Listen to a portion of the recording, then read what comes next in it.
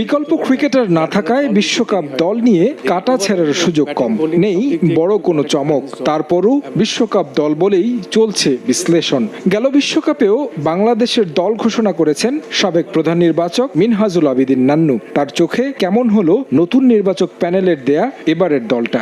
এখন যারা ক্যাপাবিলিটি আছে সেরা খেলোয়াড়দের 15 জনকে নিয়ে কিন্তু দল করা হয়েছে এবং আমার গত 1.5 বছর কিন্তু আমরা মধ্যে ছিলাম এই খেলোয়াড়দের নিয়ে কিন্তু দ্বিপাক্ষিক সিরিজগুলি নিয়ে আমরা আগাচ্ছিলাম। এরাই কিন্তু সেরা খেলোয়াড় এবং এদের কাছ থেকে আমরা সেরাটাই চাই বিশ্বকাপে এবং সেরা পারফরমেন্সটাই চাই। গাজী আশরাফ লিপুর দেয়া দলের সঙ্গে খুব বেশি দ্বিমত নেই। আলোচনায় ছিলেন অলরাউন্ডার মেহেদী হাসান মিরাজ।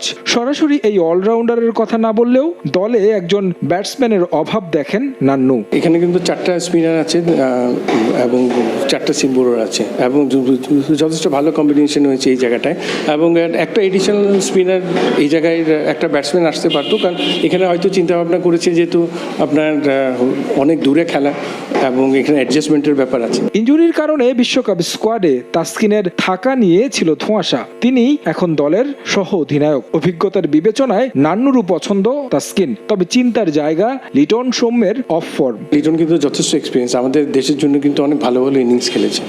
ক্রিকেটারদের কিন্তু আপস অ্যান্ড ডাউন আছে পারফরমেন্সে, সবসময় কিন্তু গ্রাফটা একই জায়গায় থাকে না, এটা মাথায় আছে। এবং ওর যে এক্সপিরিয়েন্স আছে, হয়তো টিম ম্যানেজমেন্ট এবং সিলেকশন প্যানেল মনে করেছে যে ওর এক্সপিরিয়েন্সটাকে নিয়ে যায়, কারণ একটা স্কোয়াডের সেকেন্ড উইকেট কিপারও দরকার, কনকাশনের ব্যাপার আছে। স্ট্যান্ড বাই তালিকায় 2 ক্রিকেটার হাসান মাহমুদ ও আফিফ। বিশ্বকাপটা যুক্তরাষ্ট্র ও ওয়েস্ট ইন্ডিজে, তাই আরও একজনকে এই তালিকায় রাখা যেত বলে মত সাবেক প্রধান নির্বাচকের। অবশ্যই আলোচনা হতো, কিছু কিছু জায়গায় হতো এবং রিজার্ভের আরেকটা খেলোয়াড় রাখা উচিত ছিল। এখানে মোসাদ্দেককে চিন্তা করে রাখা উচিত ছিল, কারণ ফার ইস্টে খেলা আছে, কারো কোনো ইনজুরি প্রবলেম হলে, কোনো ব্যাটসম্যানের যদি অলরাউন্ডারের কারো কিছু হয়, ইমিডিয়েট রিপ্লেসমেন্টের জন্য। নান্নুর দেয়া 27 সদস্যের পুল থেকেই গঠন করা হয়েছে বিশ্বকাপ স্কোয়াড, যা কিছুটা হলেও তৃপ্তি দিচ্ছে সাবেক প্রধান নির্বাচককে। বিশ্ব আসরে সবাই সেরা পারফরমেন্স করবে এমন প্রত্যাশা তার।